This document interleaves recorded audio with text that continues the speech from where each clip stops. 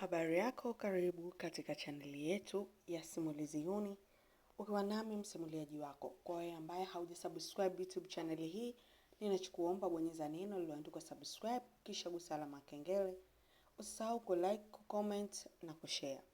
Tuanze simulizi yetu, ikiwa ni sehemu ya 3. Baba Helena alimsogelea Rebeka ambaye ni mfanyakazi wake wa ndani.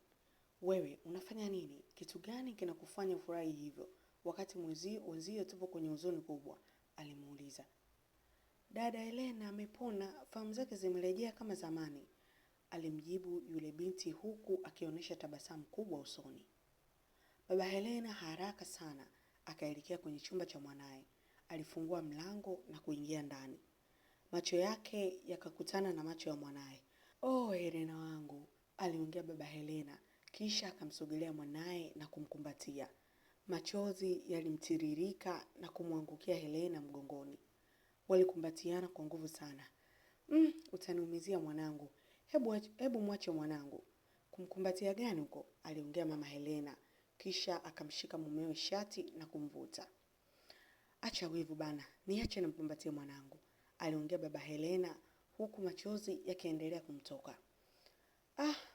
"Kama hautoki basi na mimi nakuja kumkumbatia hivyo hivyo," aliongea Mama Helena. Kisha akamsogelea, akamkumbatia. Wote watatu walikuwa wanabubujika na machozi. Uchungu uliokuwa nao ulikuwa hauelezeki. Daktari aliamua kuwapisha, akaelekea barazani. "Baba, nisamee, nimekosa. Nisamee baba," aliongea Helena huku akilia. "Hapana mwanangu, usiseme hivyo. Wewe hauna kosa lolote. Tatizo ninalo mimi. Mimi ndiye mwenye tatizo. Nimeshindwa kutimiza majukumu yangu kama baba. Pia nimeshindwa kutimiza majukumu yangu. Ningepambana usiku na mchana kuwakabili hawa na alamu, bila shaka haya singekupata," aliongea Baba Helena huku machozi yakimtiririka. "Achaneni na hayo kwanza. Kubwa la msingi mwanangu apone kwanza," aliongea Mama Helena. Waliachana kule kukumbatiana wakati Baba Helena anamwachia mwanae. Macho yake yakagongana na macho ya mwanae. Haraka sana Helena akakopesha macho yake. Aliona aibu sana. Hakuwa na uwezo wa kuangalia wazazi wake machoni. Kwa kushirikiana na mke wake walimpa moyo wao na kumtia nguvu. Walikaa mle chumbani kwa muda mrefu sana. Ilipofika saa 3 usiku, daktari aliwafuata mle ndani na kuwaaga kuwa anataka kuondoka. "Aisee Baba Helena, mimi nawaacha, naona muda umeenda sana." "Sawa dokta, nashukuru sana kwa msaada wako. Mungu akubariki sana." "Usijali ndugu yangu, mimi na wewe tumesaidiana mengi sana." "Sawa dokta, lakini pia nilikuwa naomba ili swala liwe siri yetu kabisa. Sitaki mtu yote afahamu kilichompata mwanangu." "Kuhusu hilo, usijali Baba Helena. Taaluma yangu naifahamu vizuri sana. Kama siwezi kutoa siri za wateja wangu kwa yoyote. Kufanya hivyo ni kinyume na maadili, na adhabu kali huwa zinatolewa kwa wote wanaotenda kinyume na maadili ya kazi. Na kama taarifa zitatoka nje, basi wahusika mtakuwa nyewe wenyewe au binti yenu wa kazi," aliongea daktari. Kisha akaaga na kuondoka. Maneno ya daktari yalimpa wazo Baba Helena. Haraka sana alimuita Rebeka, binti yake wa kazi, na kumwambia, "Taarifa kuhusu zilizotokea humu ndani siri, sitaki uzipeleke kokote. Nikimsikia mtu yeyote anaongelea hili swala, nitajua ni wewe." "Hapana baba, mimi sitamwambia mtu yeyote," alijibu yule binti. Tukija upande wa pili. Omari, kijana wa Mzee Komba, majira saa 5 usiku alienda kijiweni anapopaki Pasco na kumkodi. Kabla hajamwambia anakuelekea wapi, aliingiza mkono mfukoni na kutoa 10,000. "Shika hii kijana, nataka unipeleke pale mbele. Chenji kaa nayo tu," aliongea Omari. Moyo wa Pasco ulilia hakuamini macho yake. I say, kweli Mungu amtupi mja wake. Hesabu ya bosi nimeshaipata. Kweli wiki hii ninazali. Jana nimeokota simu, saa hizi naachiwa chenji. Aliwaza moyoni Pasco. Alimbeba Omari na kuelekea alipoelekezwa. Walipofika kwenye kichaka, Omari alitoa kisu kiunoni na kumchoma nacho kwa nguvu zote Pasco. kisha akaruka kwenye ile pikipiki. Pasco kutokana na maumivu pamoja na mshtuko alikosa balance, akaanguka chini. Omari alimsogelea, akachomoa kile kisu alichomchoma nacho. Damu iliruka juu kama bomba. Huku akiugulia maumivu, Pasco alishika alipochomwa kisu. Akanyosha mkono ili amshike Omari. Omari alitupa pembeni, kisha akamkamata vizuri, akamwekea kisu shingoni. Utanisamehe, sio kosa langu, aliongea Omari, kisha akamchinja bila huruma. Aliangalia kushoto na kulia, hakuna mtu. Alichukua simu yake, akapiga, kisha akaanza kukimbia kuelekea mbele zaidi. Gari jeusi lilitokea kwa spidi ya ajabu, akapanda na kuondoka. Saa 11 kasoro asubuhi, Husna akiwa anaenda shuleni, aliona mwili wa mtu barabarani. Moyoni alizani labda ni mlevi tu kalala. Alisogea mpaka pale kumwangalia. Baada ya kuona kilichokuwepo, alipiga kelele na kukimbia. Ndani ya dakika 10 watu wakawa wamejaa. Kila mmoja akawa anaongea lake. Haraka sana wakapiga simu polisi. Polisi wakaja, wakapima, kisha wakaondoka na mwili wa Pasco. Hivi nani kamfanya hivi Pasco? Alijiuliza Juli. Hata sifahamu. Atakuwa ni mtu mwenye ugomvi naye. Maana kama wangekuwa wezi, wangechukua pikipiki, lakini wamemuua tu na kuacha hapo hapo, alimjibu mwenzake. Mtaani kila mmoja aliongea lake. Japo wengi walisema alikuwa anatembea na mke wa mtu, hivyo mwenye mke wake kama kumkomoa. Mtaa mzima mazungumzo yakawa kuhusu mauaji ya Pasco. Wakati hayo yanaendelea, Mzee Komba alimuita Omari kumpongeza kwa kazi nzuri. Baada ya pongezi akampa bahasha iliyojaa noti. Umefanya kazi vizuri sana. Sasa kilichobakia ni kumalizia pale kidogo. Unakumbuka ile video ambayo nilimrekodi baba yake Elena wakati anamtishia Pasco na wale vijana? Ndio nakumbuka. Bas, na kutumia kwenye simu yako. Naomba uisambaze kwenye mitandao yote watu waione, aliongea Mzee Komba, kisha akanyanyua glasi ya pombe na kuanza kucheka kwa nguvu. Ndani ya dakika 3 Omari akawa ameshatumiwa ile video, na yeye bila kupoteza muda akaisambaza kwenye mitandao kama hana akili nzuri.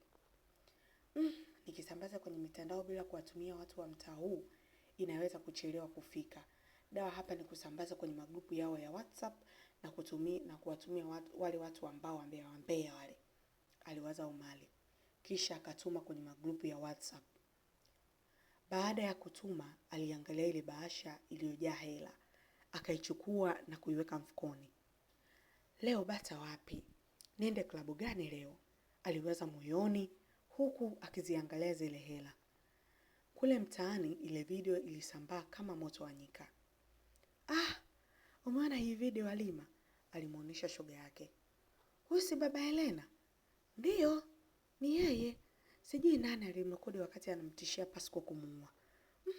Kwa hiyo shoga yangu, unataka kusema yeye ndiye aliyemuua Pasco kikatili vile? Sijui, ila inawezekana. Maana watu wanasema yeye alimtishia mchana na usiku Pasco akauawa.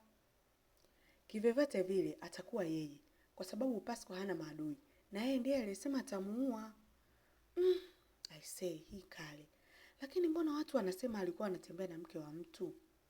Inawezekana labda alikuwa anatembea na mama Elena, ndio maana baba Elena akamuua. Mapenzi kweli kitu cha ajabu sana. Yeye anamuua mwenzake katili vile kisa tu mapenzi. Kwanza hata kama mtu anatembea na mke wako, wanapungukiwa nini? Dhambi si za kwao wenyewe jamani. Shoga, usiseme hivyo. Ujue kuwa hakuna kitu hatari kama kutembea na mke wa mtu au mume wa mtu. Watu wanauana na kuchinjana kila siku kisa kuchepuka. Ukitaka kuwa na amani katika hii dunia, ni vyema usitembee na mke wa mtu wala mume wa mtu. Acha unafiki Halima. Unaongea hivyo wakati wewe mwenyewe unatembea na baba Dula na unajua fika kabisa yeye ni mume wa mtu.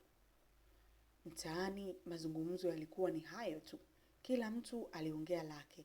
Ndugu wa Pasco baada ya kuiona ile video walienda polisi na kuwaambia muuaji ni baba Helena. Polisi walishikwa na butwaa. Baba Helena wanaomjua wao ni mtu ambaye hawezi kufanya tukio kama lile. Walichukua maelezo ya ndugu ya Pasco, kisha wakawaambia waondoke, wao watafuatilia. Majira ya saa 7 mchana, Rebeka mfanyakazi wa baba Helena alikuwa anaenda sokoni kununua mahitaji yake ya pale nyumbani. Akiwa njiani, gari ya kifahari ilipaki karibu yake. Omari, ambaye alikuwa anaendesha ile gari, alifungua mlango na kumuita Rebeka. "Mambo dada?" "Poa," alijibu huku akionyesha wasiwasi. "Umependeza sana." "Asante," alijibu Rebeka huku akiangalia chini kwa aibu. "Sasa sikiliza Rebeka." "Jina langu kukwambia nani?" "Swala la jina aliniambia jina lako sio muhimu. Cha muhimu ni kile ninachotaka kukwambia." "Sema basi haraka, mimi nachelewa sokoni." "Ni hivi, ujue mimi kwa muda mrefu sana nimekuwa na kufuatilia. Nimegundua kuwa unafaa kabisa kuwa mke wangu." "Kwani wewe hauna mke?" aliuliza Rebeka. Kama ningekuwa na mke nisingekuwa hapa. Najua unashangaa tumeonana leo na leo hii nakutaka. Nafanya hivi kwa sababu mimi ni mtu serious na nipo busy na mambo mengi. Nimetokea kukupenda sana. Ndio maana nimeona nikuambie. Kama utakuwa tayari, niambie nipeleke barua kwa wazazi wako na taratibu nyingine za ndoa zianze. Mbona haraka hivyo?" "Haraka kwa sababu nakupenda, au wewe unataka tuchezeane kwanza ndipo tufunge ndoa?" "Ujue wanaume kama mimi tupo wachache sana. Sasa nisikupotezee muda wako. Shika hii 100,000, itakusaidia kwenye matumizi yako madogo madogo. Halafu naomba hii bahasha kanihifadhie nyumbani kwako. Kesho tutakapoonana utanipa. Naomba usifungue, kwani ukifungua nitajua huu ndio mtihani wako. Kama ukifungua na ndoa yenyewe itaishia hapa hapa. Naomba ukaiweke kwenye chumba chochote cha nje."